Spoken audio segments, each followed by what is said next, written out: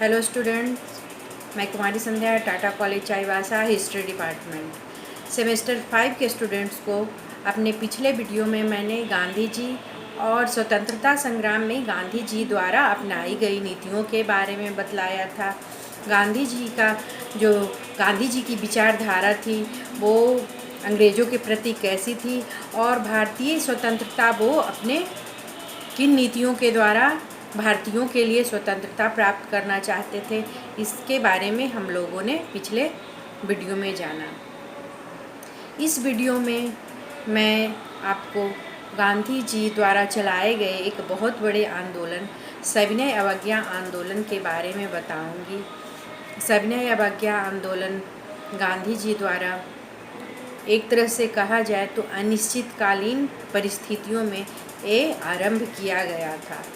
उस समय देश की राजनीतिक जो दशा थी वो बहुत ही घिसी पिटी दशा थी।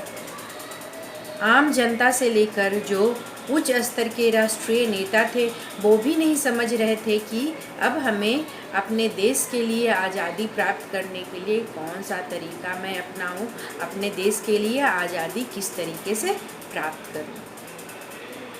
हालांकि अंदर ही अंदर आम जनता में और राष्ट्रवादी नेताओं में अंग्रेजी सरकार के प्रति एक तरह की विद्रोह की भावना और उनके प्रति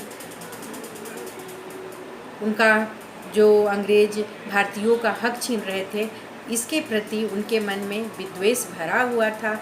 लेकिन उनकी दमनकारी नीतियों और तरह तरह के जो वो कानून बना रहे थे, तरह तरह के अधिनियम ला रहे थे, विभिन्न तरह के आयोग बैठा रहे थे भारतीयों की दशा और दिशा का निर्धारण करने के लिए, उन सब पर भारतीय नेता लोग क्षुब्ध थे और वो अपने लिए किसी भी कीमत पर आज़ादी प्राप्त करने के लिए कटिबद्ध थे। इसी उद्देश्य से 1929 के लाहौर अधिवेशन में जो जवाहरलाल नेहरू ने अपने भाषण में पूर्ण स्वराज का लक्ष्य उन्होंने घोषित किया और कहा कि हम भारतवासी या तो अपने लिए पूर्ण स्वतंत्रता प्राप्त करेंगे या इसी प्रयास में हम अपनी जान की बाजी लगा देंगे।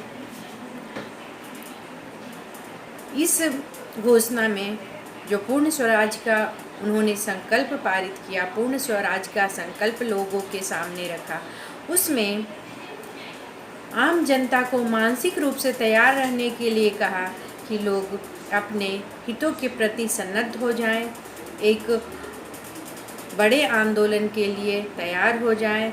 राष्ट्रवादी नेता जब उनको पुकारें किसी भी आंदोलन के लिए, कोई भी कार्रवाई करने के लिए, तो जनता तैयार रहे। इधर जो भारतीय राजनीति थी उसमें भी 1922 के असहयोग आंदोलन के बाद 1922 में जो असहयोग आंदोलन हुआ था, हम जानते हैं कि चौरा चौरी कांड की घटना के बाद गांधी जी ने उस आंदोलन को वापस ले लिया था।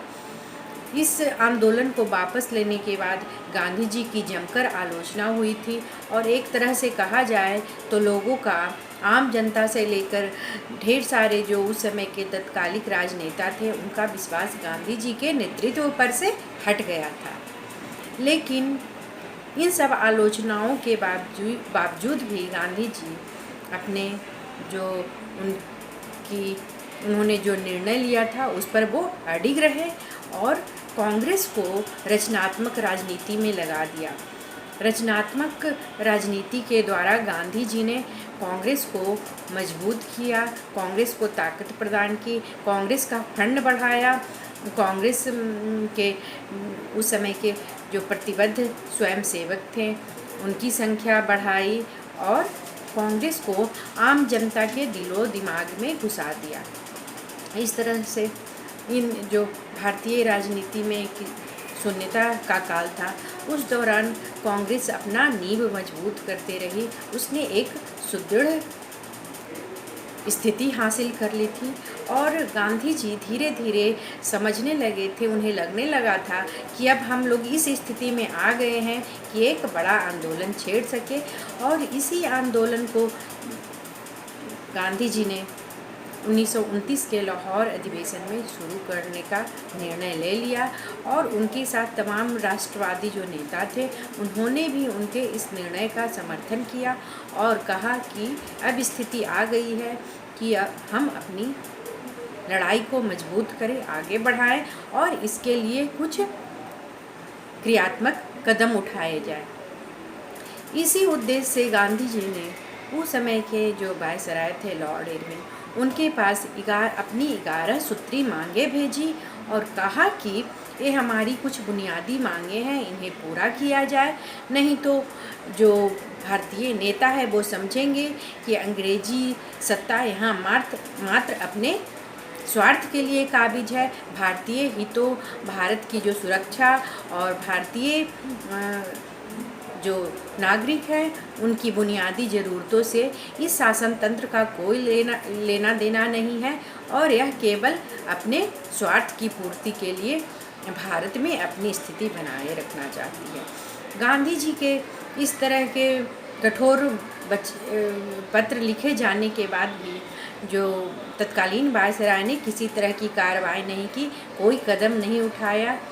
तब गांधी जी ने एक आंदोलन की बात कही और उन्होंने साफ साफ शब्दों में लिखा कि जो राजसत्ता जनता के हितों के प्रति संवेदनशील और जागरूक नहीं है, ऐसी सत्ता से असहयोग और नाफरमानी करने का हमें पूरा अधिकार है और इसके लिए हम सबने अवज्ञा आंदोलन छेड़ेंगे। लेकिन गांधी जी इस समय तक जब वो आंदोलन की चेतावनी दे रहे थे, उन्हें यह मालूम नहीं था कि आंदोलन का स्वरूप कैसा हो, किस तरह की नीतियाँ बनाई जाए और आंदोलन के दौरान कितने लोगों को शामिल किया जाए, कहाँ और कैसे आंदोलन शुरू किया जाए। लेकिन इसी बीच एक समस्या थी नमक की। नमक जो आम भारतीय जीवन का मूलभूत हिस्सा है, इसके बिना कोई भी भारतीय अपने भोजन के बारे में सोच भी नहीं सकता है। गांधी जी ने देखा कि सरकार उस पर टैक्स लगा रही है और भारतीय जनता को जो उसका बुनियादी हक है उससे वंचित कर रही है। साधारण खान पान में इस्तेमाल किए जाने वाले नमक पर टैक्स लगाकर सरकार लोगों को उनका जो हक है उससे वंचित कर रही है। इसी उद्देश्य से गांधी जी ने धीरे धीरे स्पष्ट कर दिया कि अपने दिशा निर्देश में मैं नमक आंदोलन का शुरुआत करूंगा, क्योंकि नमक का पानी से अलग कोई अस्तित्व नहीं है और एक ऐसी वस्तु के लिए जो प्रकृति द्वारा हमें प्रदान की गई है, मुफ्त दी गई है, उसके लिए टैक्स दिया जाना गैर कानूनी है। गैर कानूनी के साथ साथ ये असंवेदनशील है। ये एक तरह का अमानवीय टैक्स है जिसके खिलाफ हर एक को, जो जागरूक लोग हैं, उन्हें इसके खिलाफ आवाज़ उठाने का पूरा अधिकार है। इसी उद्देश्य से गांधी जी ने नमक आंदोलन का शुरुआत करने का निर्णय लिया और एक नमक आंदोलन, यही नमक आंदोलन देखते देखते विशाल जन आंदोलन बन गया। नमक आंदोलन के विशाल जन आंदोलन बनने के पीछे का कारण है मुख्यतः गांधी जी का आग्रही व्यक्तित्व, क्योंकि गांधी जी जन आंदोलन के जाने माने विशेषज्ञ थे। गांधी जी की आम जनता में बड़ी गहरी पहुंच थी। आम जनता जो है उनके पीछे उनके कहे को अक्षरशः पालन करने के लिए तैयार रहती थी। यही कारण है कि नमक आंदोलन बहुत ही विशाल आंदोलन बना। ऐसा कहा जाता है कि असहयोग आंदोलन में जितने लोग शामिल हुए थे उससे लगभग 3 गुना ज़्यादा लोग सविनय अवज्ञा आंदोलन में शामिल हुए और इसको सफल बनाने में अभूतपूर्व योगदान दिया था। इस तरह गांधी जी का नमक आंदोलन शुरू हो गया। गांधी जी ने नमक आंदोलन की शुरुआत अपने 78 सहयोगियों के साथ मिलकर की।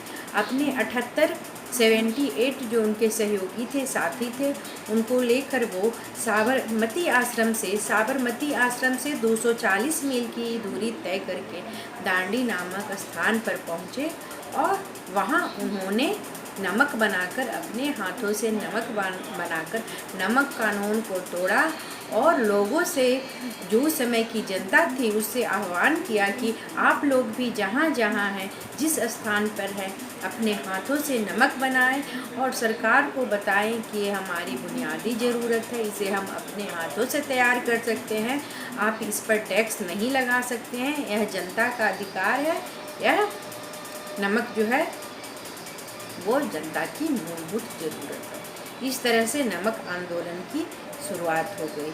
नमक आंदोलन को विस्तार देने के लिए सभी राजनेता भी तैयार हो गए। यह नमक आंदोलन जो था उस समय तिरुचिन्नापल्ली, आंध्र प्रदेश, तमिलनाडु, यहाँ तक कि बिहार और यूपी के छोटे छोटे क्षेत्रों तक भी इस आंदोलन की लहर फैली थी। कुछ जो मैदानी इलाके थे, जहाँ समुद्री क्षेत्रों से दूर थे, वहाँ नमक तो नहीं बनाया जा सकता था, इसलिए इस दौर में वहाँ चौकीदारी विरोधी आंदोलन चलाया गया।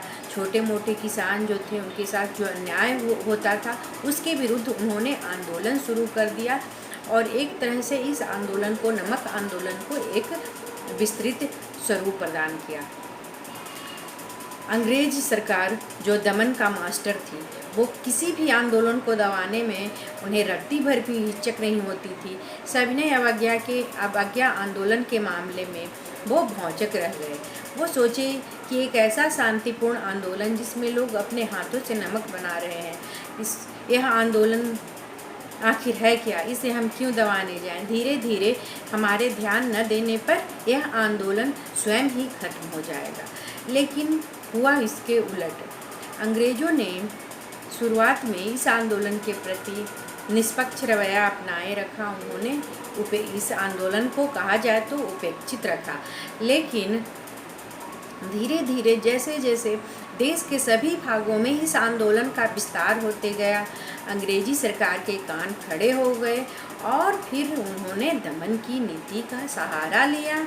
जगह जगह उन्होंने अपनी फौजें तैनात कर दी। गांधी जी और जो तमाम बड़े बड़े नेता थे, उनकी गिरफ्तारी आरंभ हो गई।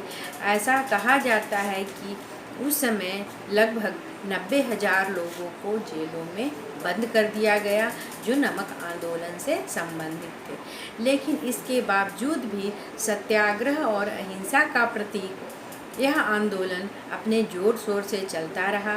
अंग्रेजी सरकार ने इसे दबाने के लिए अंग्रेजी सरकार हर तरह से प्रतिबद्ध थी, लेकिन इसके बावजूद भी आम जनता का उत्साह कम होने का नाम नहीं ले रहा था। राष्ट्रीय झंडे हमारी स्वतंत्रता और हमारे आत्मसम्मान का प्रतीक बन चुके थे और छोटे छोटे बच्चे से लेकर बुजुर्ग तक देश के आत्मसम्मान की रक्षा के लिए अपने प्राणों की बाजी लगाने के लिए तैयार थे।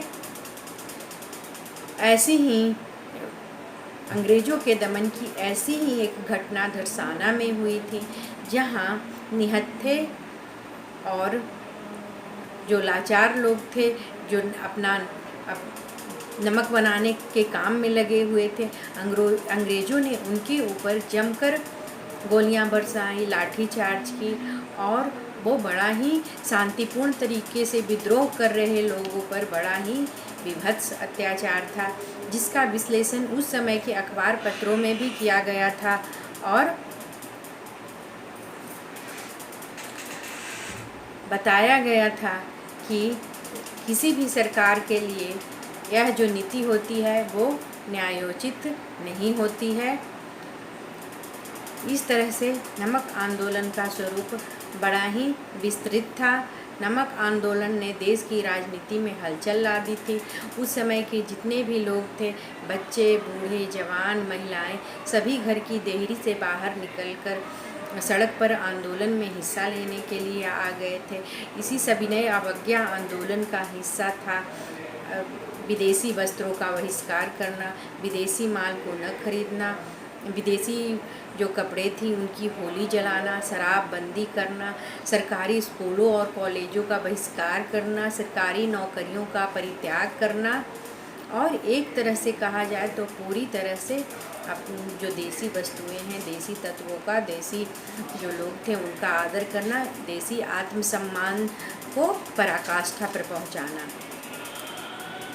अपनी जो इसकी भावनात्मक उपलब्धि थी उसमें सविनय अवज्ञा आंदोलन अभूतपूर्व और अतुलनीय साबित हुआ था। हालांकि राजनीतिक रूप से इस आंदोलन के कोई बृहद परिणाम नहीं निकले थे और अंग्रेजी सरकार इस आंदोलन को दबाने के लिए कटिबद्ध हो गई थी। यही कारण है कि इस आंदोलन के बाद लॉर्ड इरविन ने गांधी जी से बात करने के लिए पहली बार उन्हें अपने समकक्ष रखा और गांधी जी ने द्वितीय गोलमेज सम्मेलन में भाग लिया और गांधी इरविन समझौते पर हस्ताक्षर हुआ। इस समझौते में हालांकि भारतीय स्वतंत्रता या भारतीय सुविधाओं को भारतीयों के लिए कोई इच्छा अनुकूल बात नहीं कही गई थी। इस समझौते में जो सारे तत्व थे वो पूर्णतः अंग्रेजी स्वार्थ को ही सिद्ध करते थे। लेकिन इस गांधी इरविन समझौते की सबसे प्रमुख बात यह हुई थी कि पहली बार भारतीय राष्ट्रवादी नेताओं को अंग्रेजों ने अपने समकक्ष रखकर उनसे बातचीत की थी। वो उनसे सम्मानजनक तौर से पेश आए थे और उस समय की जो स्थिति थी, उस समय का वातावरण था, उसमें इस तरह की घटना जो थी वो अद्भुत थी और यह भारतीयों के आत्मसम्मान को बहुत ऊंचा उठाने वाली घटना थी। इस तरह सविनय अवज्ञा आंदोलन था वो भारतीय राष्ट्रवादी नेताओं और भारतीय जनता की जो परिपक्व मनोस्थिति हो गई थी उसका परिचायक था। अंग्रेजों के लिए इस आंदोलन में करने के लिए कुछ ज़्यादा नहीं था, वो दमन के सिवा कुछ कर भी नहीं सकते थे। लेकिन गांधी जी पूरी तरह से समझ गए थे कि भारतीय जनता अब सत्य और अहिंसा के अनुशासन और नियमों को पूरी तरह से समझने लगी है और आगे ज़रूरत पड़ने पर भारतीय जनता इन हथियारों को अपनाकर भारतीय राजनीति को उच्चतम स्तर पर पहुंचा सकती है। भारत का जो स्वप्न है वो आज़ादी का, वो पूरा हो सकता है। Thank you.